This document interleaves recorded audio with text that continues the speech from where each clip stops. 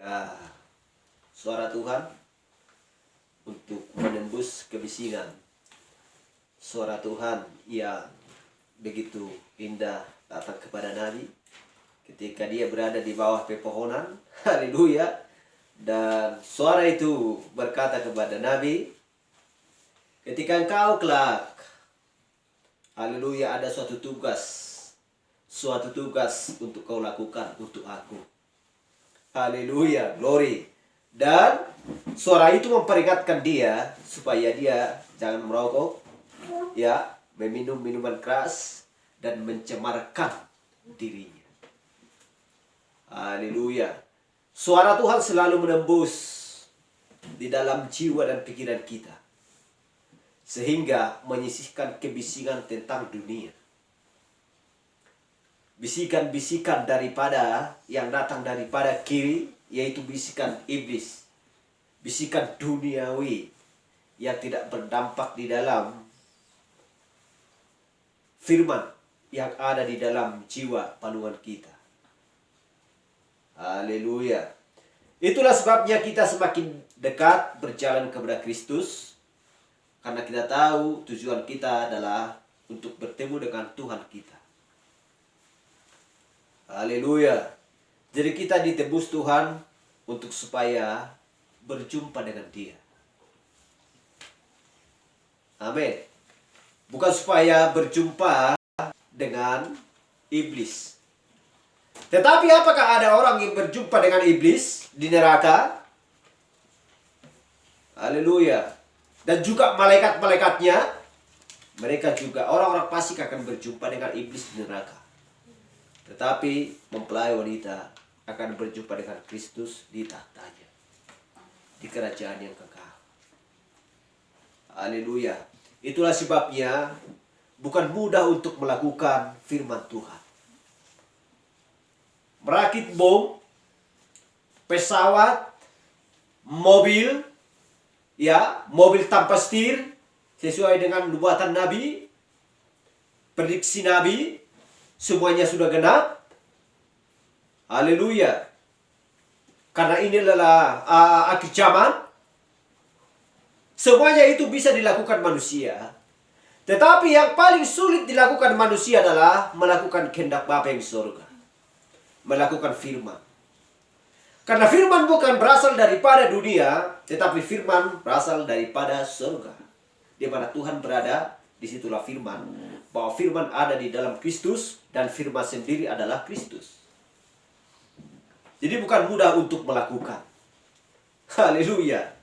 Bagaimana seorang pemimpin, ya, atau song leader yang memimpin lagu pujian yang benar-benar menikmati lagu pujian yang indah, benar-benar mengetahui. Bagaimana seorang pembawa alunan musik harus mengetahui bagaimanakah caranya untuk supaya ketemu dengan lagu tersebut, lagu pujian tersebut, dan juga berdoa. Dan semakin hari akan semakin bertambah, supaya semakin bertambah berkat Tuhan kepada pemimpin-pemimpin tersebut.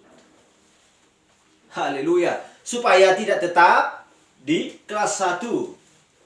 Harus melangkah ke kelas 2, kelas 3. Itulah sebabnya dikatakan supaya semakin dekat berjalan kepada Kristus.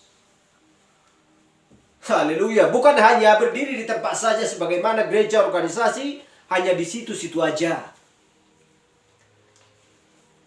Beranjak dari dewasa sampai pada hari tuanya, sampai dia menghembuskan napas yang terakhir, begitu-begitu aja. Lalap di dalam keduniawian. Haleluya. Kenapa mereka hanya tinggal di situ atau berdiri di tempat saja? Karena itulah yang menyenangkan hatinya.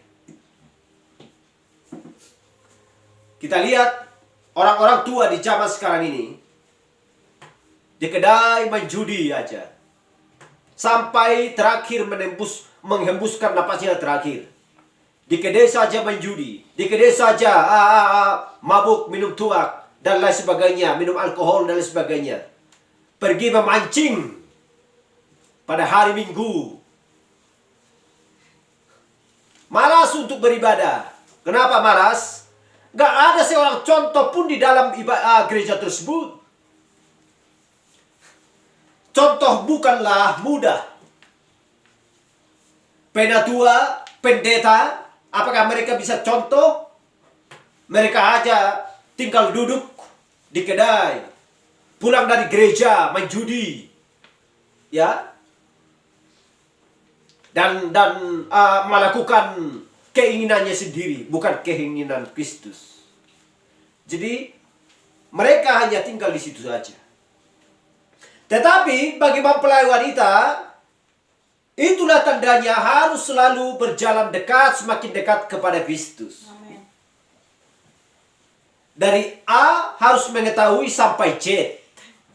Dari kitab Kejadian harus mengetahui sampai kitab Wahyu. Amin. Kalau hanya sekedar di kitab Kejadian saja, maka kita tidak bisa sampai kepada tujuan kita. Maka kita tidak akan bisa berjumpa dengan Bapa kita yang di surga. Tetapi apalagi bila kita mengetahui kitab Kejadian sampai Wahyu, otomatis kita akan berjumpa dengan Bapa kita yang di surga. Karena kita melakukan. Haleluya. Tanpa melangkah semakin dekat kepada Kristus, maka kita tidak akan bisa mewarisi kerajaan surga. Artinya melangkah semakin dekat kepada Kristus, perkembangan ada. Pengertian pengetahuan akan firman semakin bertambah. Bukan berjalan dengan jalan kaki seperti ini. Mau pergi ke kebun, mau pergi ke kota, dan lain sebagainya. Artinya melangkah semakin dekat kepada Kristus, pertumbuhan iman, pengetahuan akan firman Tuhan, kebajikan, kesalehan, seperti piramid tersebut. Dan dari iman saudara-saudara. Haleluya. Jadi kalau hanya A, B, C, D, bagaimanapun juga tidak akan bisa sampai kepada Tuhan kita. Tidak akan bisa bertemu. Haleluya. Itulah perjuangan kita selagi hidup di dunia, di padang belantara ini. Di dunia yang kesakitan ini. Haleluya. Jadi kita harus berkembang, berdoa, membawa pujian, membawa alunan musik, selalu berlatih dan belajar. Disisakan waktu 3 jam, 2 jam. Haleluya. Ada pekerjaan-pekerjaan yang lain, berikan waktu. Tetapi kita harus mengutamakan firman Tuhan. Haleluya. Jadi supaya bisa memimpin, ya, memimpin dan membuat jalan bagi orang-orang untuk supaya mereka tertarik. Mempelai wanita yang di mana saudara-saudari kita yang sedang berada, supaya mereka tertarik melihat gandum yang sudah matang. Haleluya. Glory. Bagaikan gandum atau padi. Ketika dia sudah mulai bertumbuh, dia belum tentu baik. Tetapi jikalau benar-benar dirawat, ya, benar-benar diusahai dan lain sebagainya, dan pertumbuhannya akan membaik, semakin membaik, semakin membaik. Haleluya. Jadi kalau ditinggalkan, bagaimana? Itulah sebabnya, sesama kita mempelai wanita yang sedang berada di alam ini, ya, akan selalu melihat bagaimanakah perkembangan dia. Bagaimanakah perkembangan saudara-saudari kita yang ada di sana. Bagaimanakah perkembangan keluarga yang seiman dengan kita yang ada di sana. Kita melihat. Haleluya. Jadi kalau hanya tinggal di situ aja, bagaimanapun mereka tidak akan bisa sampai.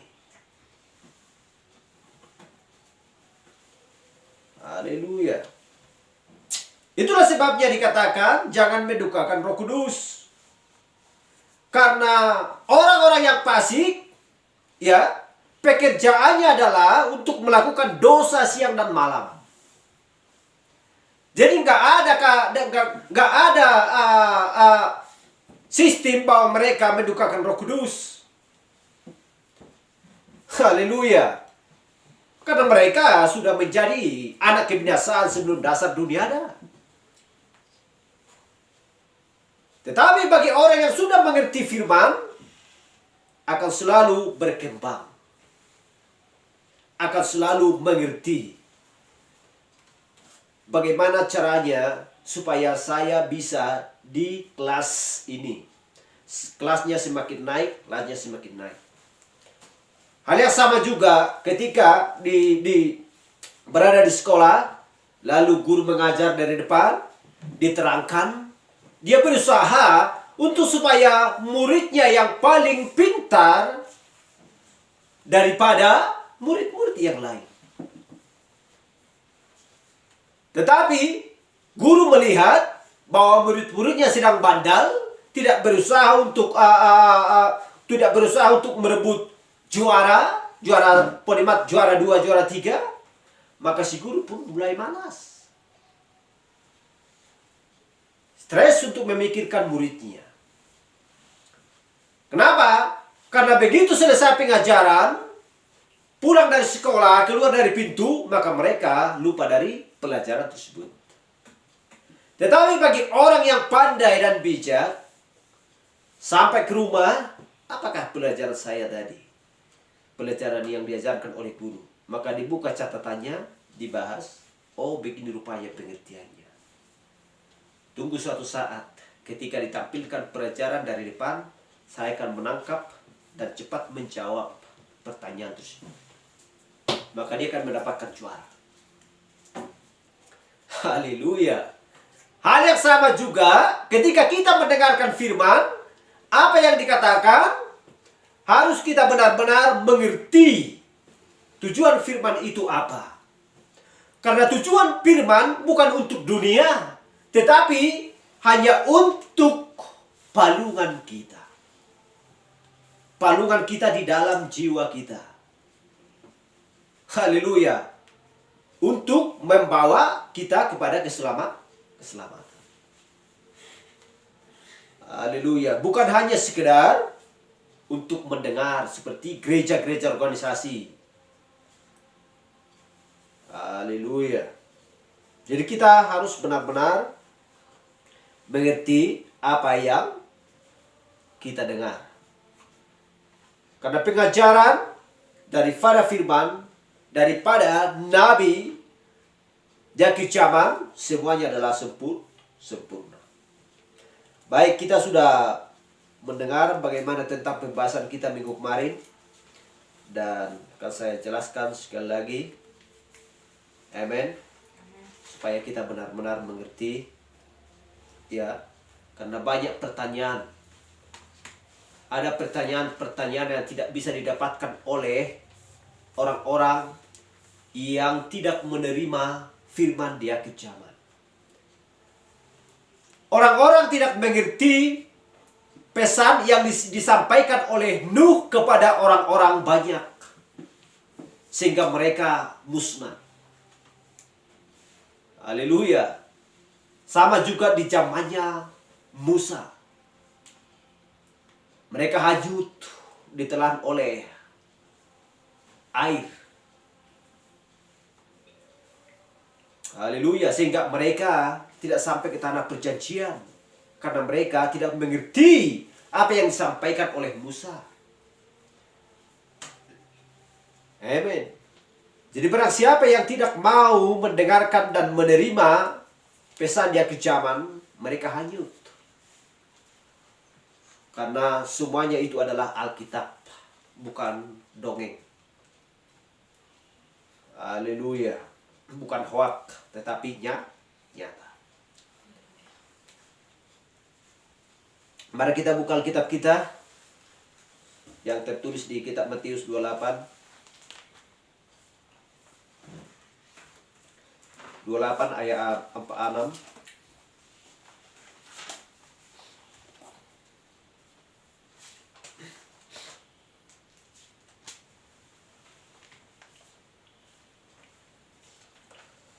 Matius 25 ya Pak 6. Demikian firman Tuhan. Dan mereka ini akan masuk ke tempat siksaan yang kekal, tetapi orang benar ke dalam hidup yang kekal. Mari kita berdoa.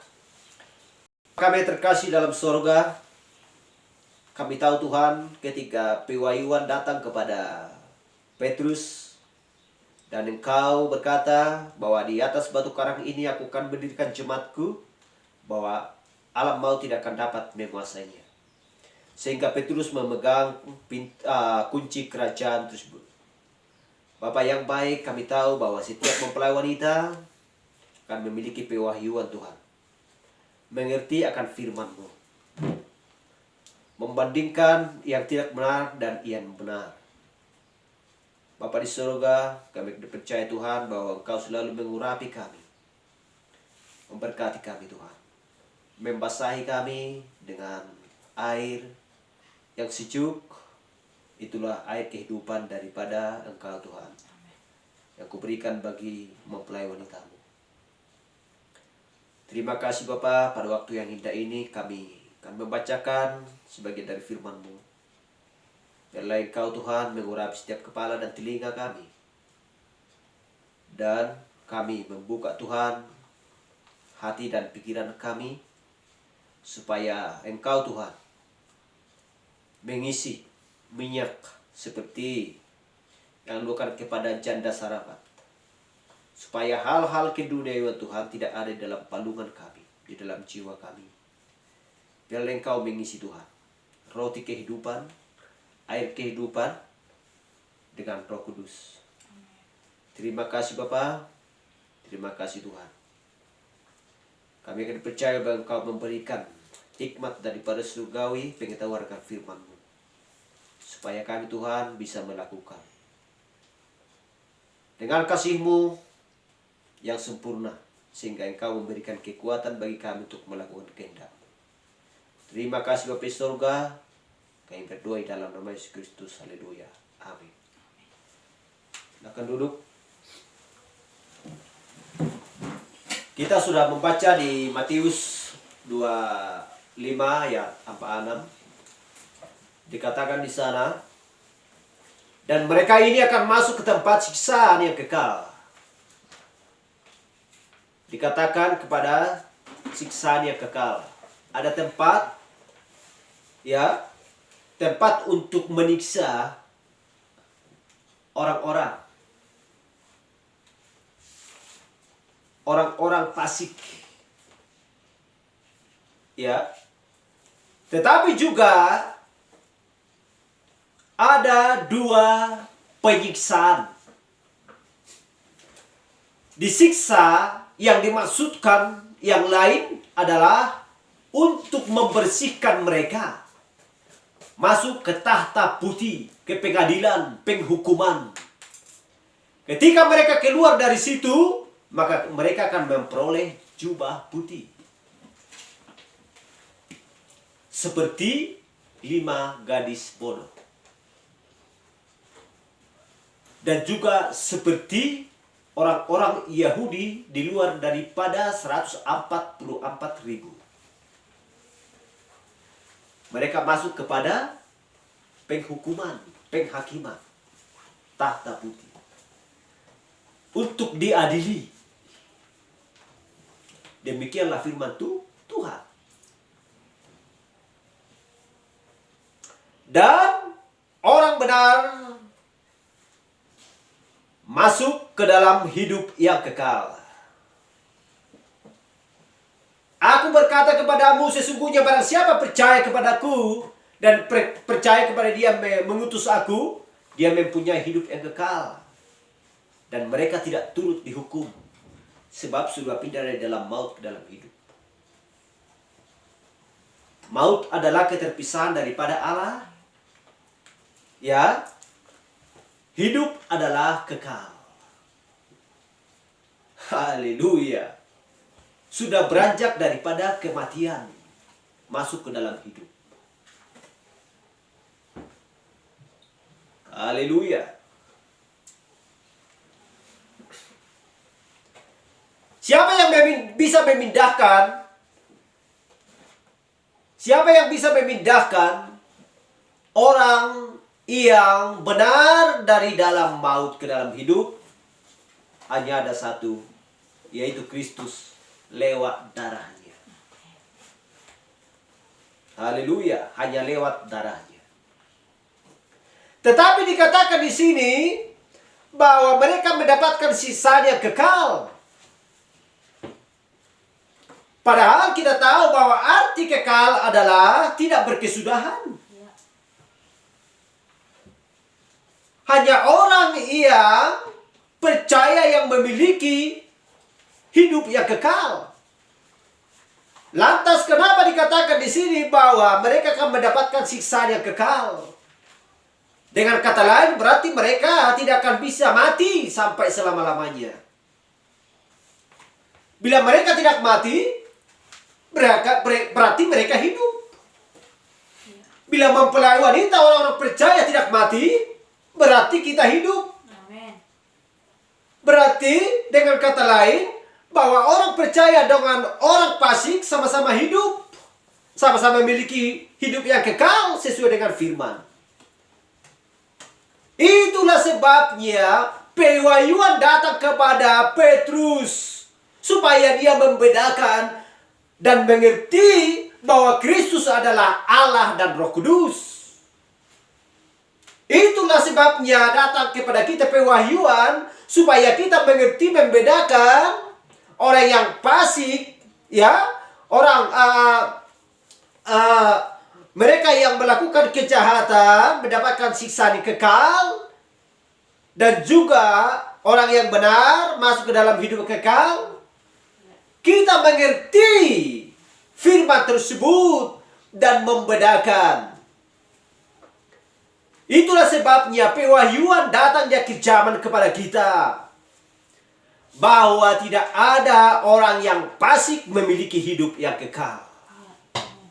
Karena kita tahu bahwa dosa adalah berawal. Dan dosa akan berkesudahan. Kita tahu bahwa Allah tidak berawal. Itulah sebabnya Allah tidak berkesudahan. Itulah sebabnya bahwa kita memiliki hidup yang kekal. Bahwa kita tidak berawal. Kita mengingat apa yang dikatakan oleh Allah kepada Ayub. Di manakah engkau, Ayub, ketika aku membentangkan dan mengukur, ya, langit. Haleluya. Berarti dia sudah ada bersama-sama dengan Allah. Amin. Haleluya. Siapakah dia? Orang percaya yang sejati kepada Allah. Haleluya. Tetapi orang fasik, apakah dia memiliki hidup kekal? Tidak. Apakah dia mendapatkan sisa kekal? Tidak. Dengan bahasa Yunani mengatakan, ya, bahwa itu adalah rentang waktu. Selamanya, entah 100 tahun, entah 1000 tahun mereka mendapatkan sisaan, hanya Tuhan yang tahu. Haleluya. Sama seperti yang saya katakan tadi, aku berkata kepadamu, siapakah anak manusia ini? Lalu Petrus menjawab, engkau adalah anak Allah yang hidup. Amin. Haleluya. Haleluya. Langsung Kristus berkata, oleh karena itu, bukan darah dan daging yang mengatakan kepadamu, melainkan Bapa-Ku yang di surga. Amin. Bukan hanya kepintaran di Petrus. Bukan karena dia adalah murid Kristus, tidak. Tetapi Allah yang mengatakan itu kepada Petrus, sehingga suara itu keluar daripada mulut Petrus. Bukan dari pikirannya sendiri, tetapi lewat pewahyuan daripada Kristus, dari Allah. Haleluya. Jadi kita tahu, mengerti akan firman tersebut sehingga kita bisa membandingkan antara yang ini dan yang itu. Jadi dikatakan siksaan yang kekal. Kita tahu bahasa yang pertama adalah bahasa Yunani. Haleluya. Jadi kita tahu bahwa pengertian siksaan yang kekal, rentan waktu, ada artinya selamanya, bukan kekal. Haleluya. Itulah sebabnya ada hukuman selama hidup, ada selama hidup hukuman sesuai dengan undang-undang yang dibuat oleh negara. Haleluya. Ada seumur hidup, ada selama hidup. Seperti itulah bahasa dulu. Haleluya. Nanti saya akan jelaskan lagi. Kita lihat Matius 8 ayat 12. Sedangkan anak-anak kerajaan itu akan dicampakkan ke dalam kegelapan yang paling gelap, seperti yang saya katakan tadi. Haleluya. Di sanalah akan terdapat ratap dan kertak gigi. Apakah mereka orang fasik? Bukan. Bila dikatakan anak-anak kerajaan, berarti itu berbicara tentang Israel, Yahudi. Karena mereka adalah anak-anak kerajaan. Kita bukanlah anak-anak kerajaan, tetapi mempelai wanita Kristus. Amen. Haleluya. Kita adalah mempelai wanita Kristus. Kita bukanlah 5 garis bodoh. Anak-anak kerajaan ini bukanlah dari 144.000, tetapi mereka di luar daripada 144.000. Haleluya. Yang masuk kepada kegelapan yang paling gelap, di sanalah akan terdapat ratap dan kertak gigi. Haleluya, supaya mereka memperoleh jubah putih. Haleluya. Tetapi 144.000 mereka adalah penjaga, pengawal kita di tahta Bapa yang kekal. Mereka adalah termasuk sida-sida. Haleluya. Glory. Nanti kita akan mendapatkan ayatnya. Jadi mereka adalah anak-anak kerajaan. Sekalipun mereka melakukan kesalahan dan dosa dan lain sebagainya, Allah tidak pernah mengeluarkan mereka daripada pikirannya. Amen. Haleluya.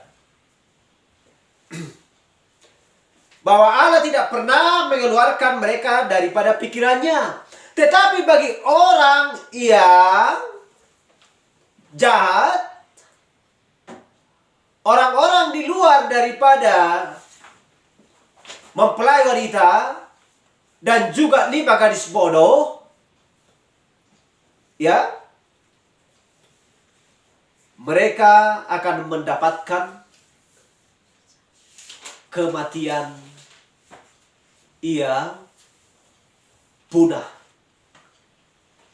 Haleluya. Setelah mereka disiksa dan dimasukkan ke dalam lautan api, ke dalam neraka, Tuhan yang tahu itu berapa ratus tahun, berapa puluh tahun. Lalu mereka akan punah. Bukan seperti anak-anak kerajaan ini. Setelah mereka masuk ke dalam kegelapan yang paling gelap, dan di sana terdapat ratap dan gertak gigi, dan mereka akan diselamatkan. Haleluya, glory. Tetapi bagaimana dengan orang fasik? Mereka akan berakhir seperti puing-puing, dan tidak ada seorang pun yang bisa melihat. Terbang atau sampai kemanapun orang tidak akan tahu. Haleluya, glory.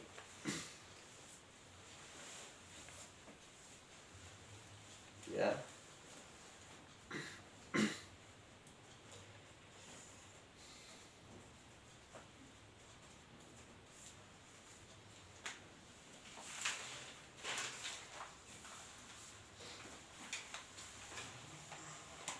Dan kita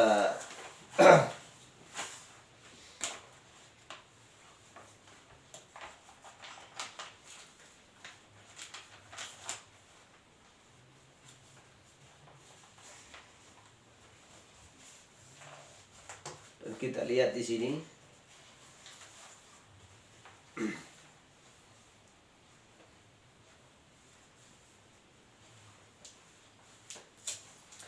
Kita lihat di Matius 25 ayat 44. Ya.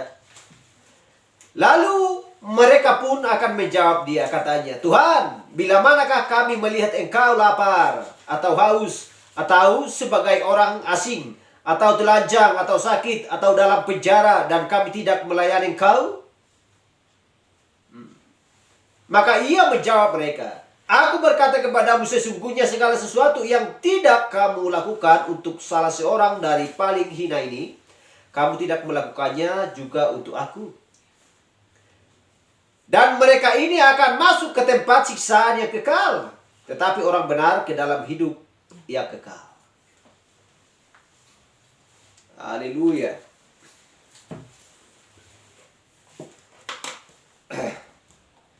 Jadi kita lihat bahwa orang pasti akan masuk ke dalam penghukuman selamanya. Haleluya. Tetapi orang benar akan memiliki hidup yang kekal. Kita tahu bahwa setiap orang yang percaya, setiap orang yang taat kepada firman dan mau melakukan, mereka tidak akan bisa mendapatkan dan tidak pernah mendapatkan penghukuman. Haleluya. Kenapa? Karena sudah memiliki hidup kekal.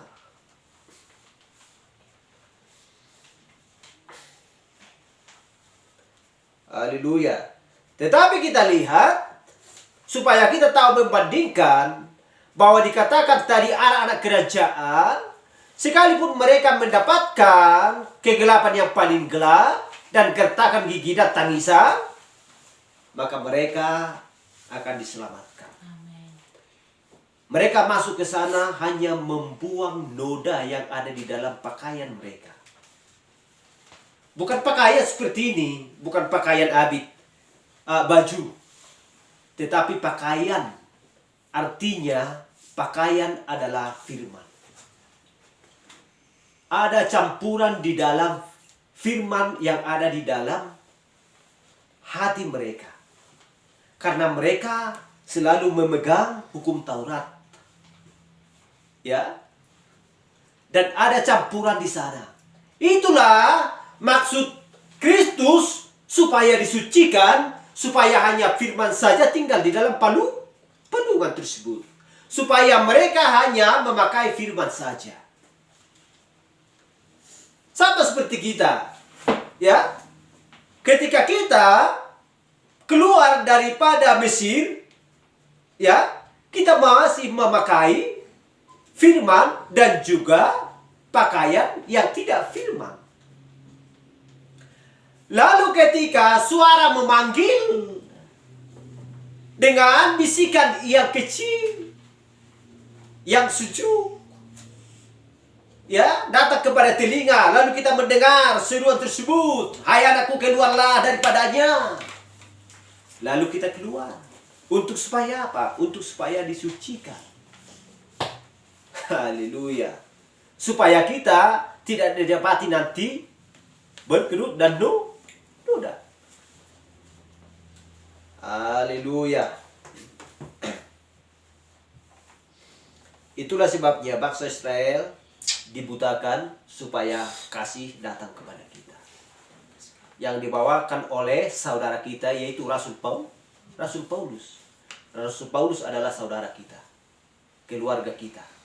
Dia tidak pernah membeda-bedakan dirinya dengan kita. Dan kita pun juga tidak pernah membeda-bedakan diri kita kepada Rasul Paulus. Karena dia mengatakan bahwa kita adalah kekasihnya. Ya, yang satu Tuhan. Yang satu kepercayaan. Dia adalah juga pengajar kita yang menyampaikan pesan kepada bangsa kafir di Damsyik. Haleluya, glory di Efesus. Dia membawa pesan kepada Efesus. Dan kitalah mendapatkan, kitalah orangnya. Dan kita tidak bisa membedakan, ya, kita tidak bisa membedakan orangnya di zaman Efesus dan juga orangnya sekarang. Mereka adalah keluarga kita. Mereka adalah seiman dengan kita. Karena hanya satu Tuhan kita, yaitu Tuhan Yesus Kristus. Haleluya.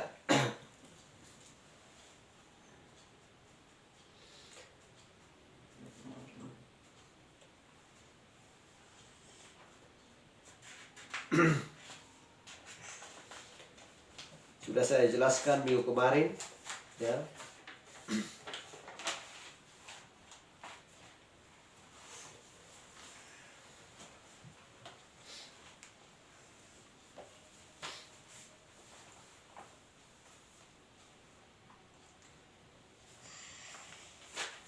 Jadi kita lihat seperti yang katakan tadi, orang fasik akan selalu mendapatkan penghukuman, ya, selamanya.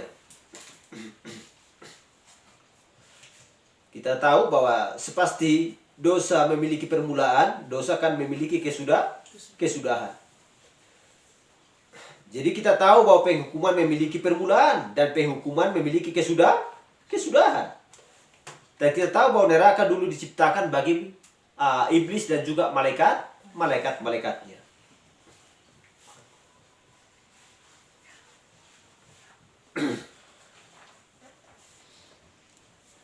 Haleluya. Kita sudah serangkan tadi, sekalipun Allah, ya, melakukan bahwa mereka masuk ke dalam kegelapan yang paling gelap, itu hanya sekedar begitu saja. Yang jelas bahwa mereka tidak pernah dikeluarkan Allah daripada pikirannya. Itulah intinya. Haleluya.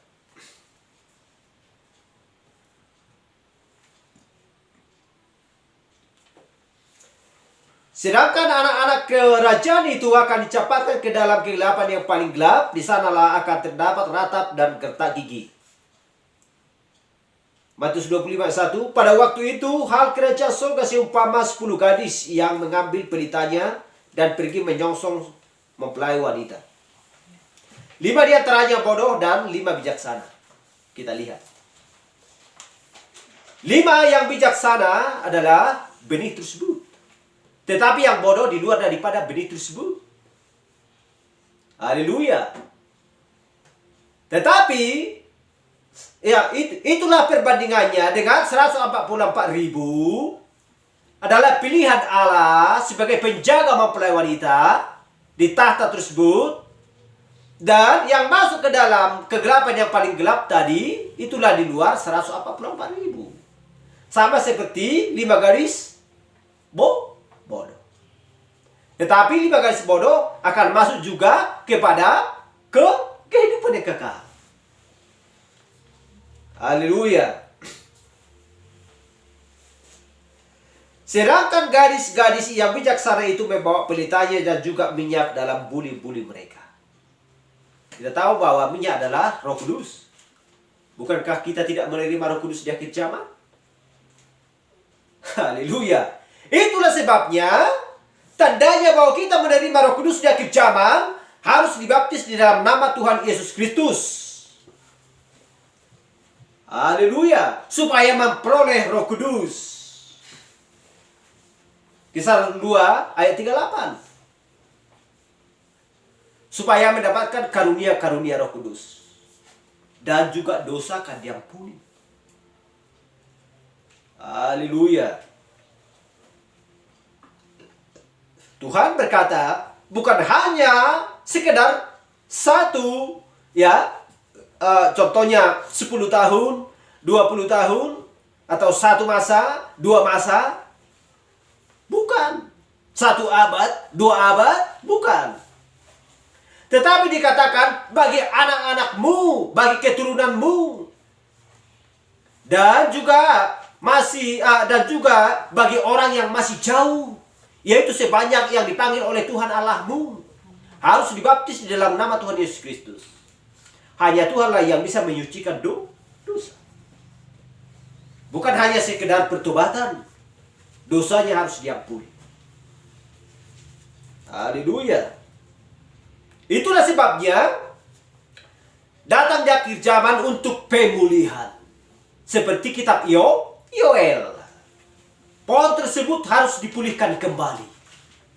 Apa yang habis dimakan oleh belalang, pelahap, pengerit, pelompat, dan pindahan, Tuhan akan memulihkan kembali. Apa yang dipulihkan? Pohon tersebut. Di manakah pohon tersebut? Di Taman Eden di zaman dulu, ketika Allah menciptakan Adam di sana. Itulah sebabnya Eden harus dipulihkan kembali. Haleluya. Betapa sempurnanya pesan yang kejar. Membuat hati kita semakin menggebu-gebu dan bersuka cita. Dan mengertikan hal semuanya itu. Sehingga kita mengerti firman Tuhan dari kitab Kejadian sampai Wahyu. Kita mengerti awalnya, juga kita mengerti akhirnya. Haleluya. Bagaimana cara Allah menciptakan manusia di Taman Eden? Bagaimana cara iblis untuk menyesatkan manusia di Taman Eden? Bagaimana akhirnya iblis jatuh kepada penghakiman, pembakaran. Amen. Dan siapakah sebenarnya iblis tersebut? Haleluya. Tetapi kita tahu hanya orang yang mempunyai Roh Kudus. Hanya orang gadis bijak yang mempunyai minyak. Sama seperti anak-anak ketika ditinggalkan orang tuanya, rumah gak disapu, piring gak dicuci, nasi gak dimasak, padahal dia sudah layak untuk melakukan pekerjaan tersebut. Lalu si orang tua datang mengambil kayu atau apapun untuk memukul anaknya. Apakah dia kesakitan? Ya jelas kesakitan, karena dia salah. Tetapi ketika itu datanglah si ibu untuk membantu, menyapu, memasak. Lalu setelah itu kembali ketika tiba saatnya sudah bersama-sama dengan orang tua, sama-sama makan dan minum. Ya, lalu si orang tua mengatakan, "Nak, jangan lakukan lagi ya." Bahkan digaji lagi, dikasih lagi uang. Padahal sudah salah. Itulah kekasih yang dimiliki oleh seorang ibu dan ayah kepada anaknya yang dia kasihi. Hal yang sama juga Kristus kepada 5 gadis bodoh tadi. Ketika mereka melakukan kesalahan, ya, mereka tidak memiliki minyak, tetapi mereka juga termasuk mempelai wanita. Tidak ikut, dengan kata lain, mereka tidak menyembah berhala atau patung tersebut. Cuman hanya mereka tidak menerima Roh Kudus, ya, lalu mereka mendapatkan penghukuman.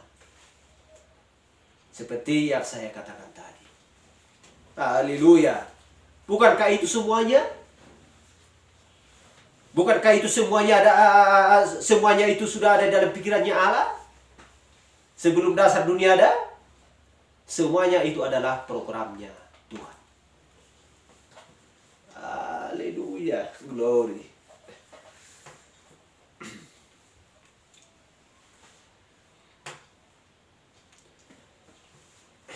Kita lihat Wahyu 12 ayat 15. Lalu ular itu menyemburkan dari mulutnya air sebesar sungai ke arah perempuan itu, supaya ia dihanyutkan sungai itu. Maka marahlah naga itu kepada perempuan itu, lalu pergi memerangi keturunannya yang lain, yang menurut hukum-hukum Allah, dan memiliki kesaksian Yesus. Dan aku melihat, sesungguhnya anak domba berdiri di Bukit Sion dan bersama-sama dengan dia 144.000 orang. Dan di dahi mereka tertulis namanya dan nama bapaknya. Ya. Haleluya. Siapakah keturunan perempuan tersebut? Haleluya. Bukan satu, bukan dua, bukan tiga. Haleluya. Sedangkan Yesus yang dilahirkan oleh seorang perempuan, Maria. Kita mengingat peristiwa tersebut. Apakah yang di bawah 2 tahun tidak dipenggal lehernya semua dan dibunuh yang bernama anak-anak? Seandainya mereka mendapatkan Maria, ketika bayi ada di dalam kandungannya, dia akan dibunuh. Tetapi siapakah yang menyembunyikan mereka? Membawa mereka kepada suatu tempat adalah Tuhan. Haleluya. Glory. Kita tahu bahwa naga tersebut mau untuk merebut, ya, untuk menyeret dengan ekornya perempuan yang sedang mengandung. Itu adalah Kristus yang ada di dalam kandungannya.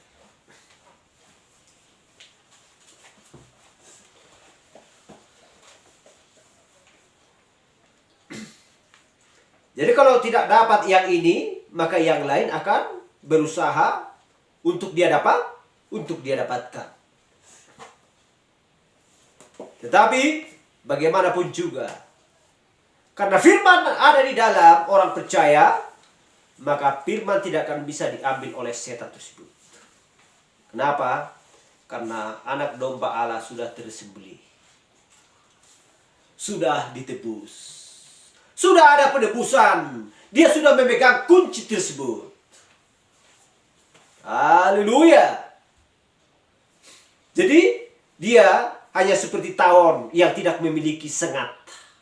Dia hanya terbang saja ke sana ke sini, menggertak-gertak saja. Haleluya. Glory. Siapa yang tahu bahwa dia tidak mempunyai lagi sengat? Hanya mempelai wanita. Hanya orang yang percaya kepada firman, yang mau melakukan firman.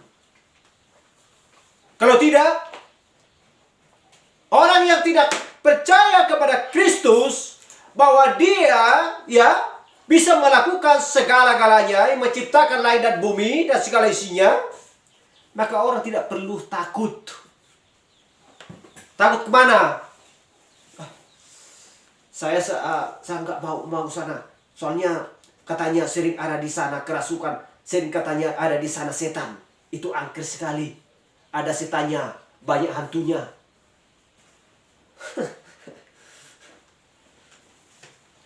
Apakah orang percaya pernah mengatakan seperti itu? Enggak pernah. Haleluya. Glory.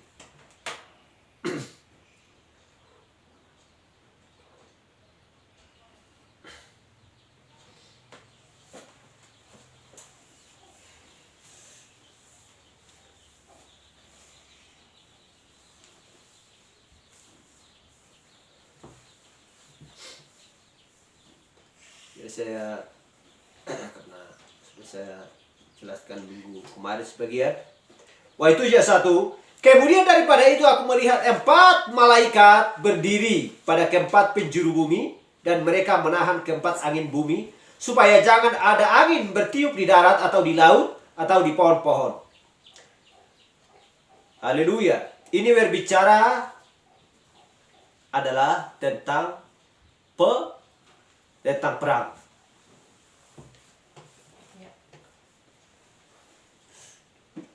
Haleluya. Ini adalah berbicara tentang perang, ya. Dan juga keributan-keributan di berbagai berbangsa, di berbagai bangsa.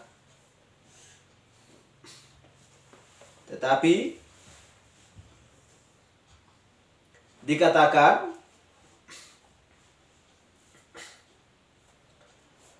mereka menahan keempat angin bumi supaya jangan ada angin bertiup di darat atau di laut atau di pohon-pohonan.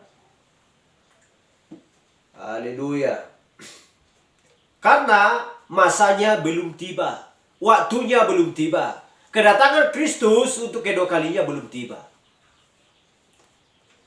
Haleluya. Jadi perang harus dihentikan. Kita sudah melihat peristiwa di berbagai bangsa. Antara bangsa dan bangsa sudah berperang di bulan-bulan yang lalu. Tetapi apakah mereka berhenti? Harus berhenti karena masanya belum tiba. Haleluya. Kalau sudah tiba saatnya, ya, maka semua yang ada di dunia ini akan berakhir. Tidak ada satupun yang sesuai dengan gambarnya yang pertama. Contohnya, seperti gedung. Tidak akan ada lagi didapati satu gedung pun yang sesuai dengan gambarnya kalau memang sudah tiba akhirnya. Haleluya. Sekalipun pohon, darat, laut, dan lain sebagainya. Kita lihat Wahyu 14 dulu ayat 4. Mereka adalah orang-orang yang tidak mencemarkan dirinya dengan perempuan-perempuan, karena mereka murni sama seperti perawan. Mereka adalah orang-orang yang mengikuti anak domba itu kemana saja ia pergi. Mereka ditebus dari antara manusia sebagai korban-korban sulung bagi Allah dan bagi anak domba itu. Mereka adalah 144.000 yang dipilih dari 12 dan 12 suku.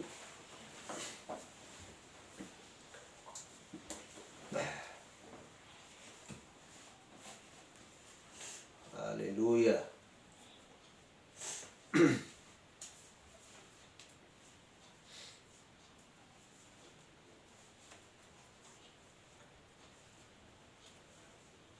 Kita lihat Wahyu 3:8. Aku tahu segala pekerjaanmu, lihatlah, aku telah membuka pintu bagimu. Kristus telah membuka pintu baginya yang tidak dapat ditutup oleh seorang pun. Aku tahu bahwa kekuatanmu tidak seberapa, namun engkau menuruti firmanku dan engkau tidak menyangkal namaku. Haleluya. Itu di Wahyu 3 ayat 8. Kalau Wahyu 3 berkata, itu berbicara tentang gereja. Kita ingat saja, Wahyu 3 adalah berbicara tentang ketujuh zaman gereja. Ketujuh jemaat. Haleluya. Mungkin sudah sering saya terangkan. Nah, 7 zaman gereja tersebut, ya,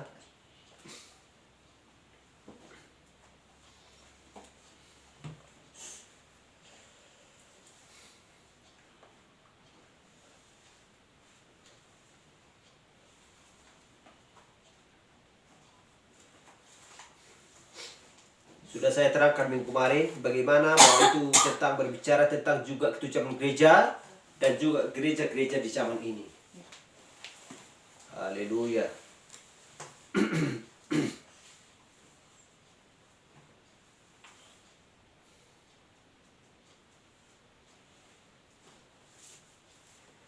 Dan Wahyu 3 ayat 1 kita lihat. Dan tuliskanlah kepada malaikat jemaat di Sardis. Inilah firman Dia yang memiliki 7 roh Allah dan ke-7 bintang itu. Aku tahu segala pekerjaanmu. Engkau dikatakan hidup padahal engkau mati. Haleluya. Kenapa?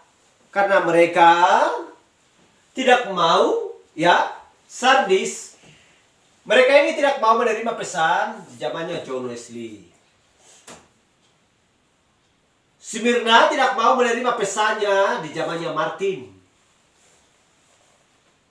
Jadi Martin tidak mau menerima pesannya Kolumba, sehingga mereka tinggal di situ, seperti Metodis sekarang.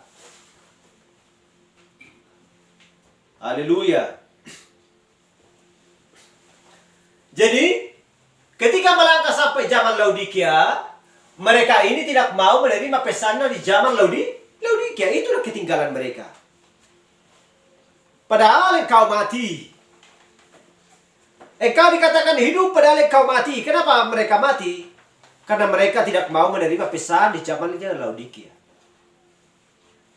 Tetapi, ketika masa tahun 53, di zaman Efesus dan sampai 170, ketika orang-orang di zaman ini yang menerima pesan di zaman Paulus, mereka semua selamat. Tetapi generasi penerus selalu mereka tinggal di sini. Generasi penerus selalu tinggal di sini, tidak mau berjalan.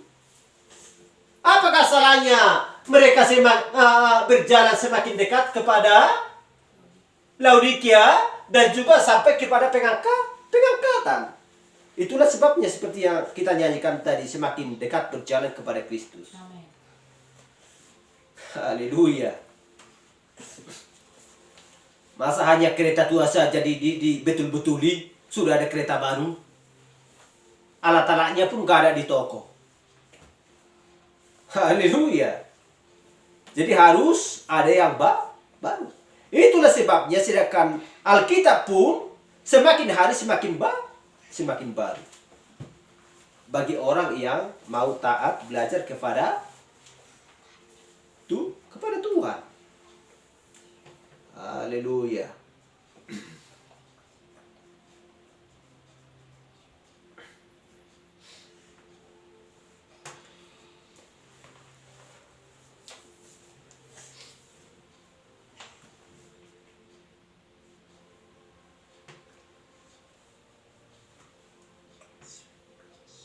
Kita lihat di Efesus ayat 30. Dan janganlah kamu mendukakan Roh Kudus Allah yang telah mementarkan kamu menjelang hari penyelamatan.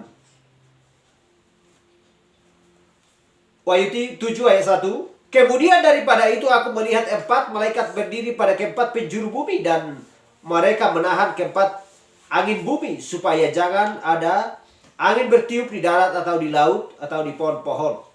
Dan aku melihat seorang malaikat lain muncul dari tempat matahari terbit. Ia membawa meterai Allah yang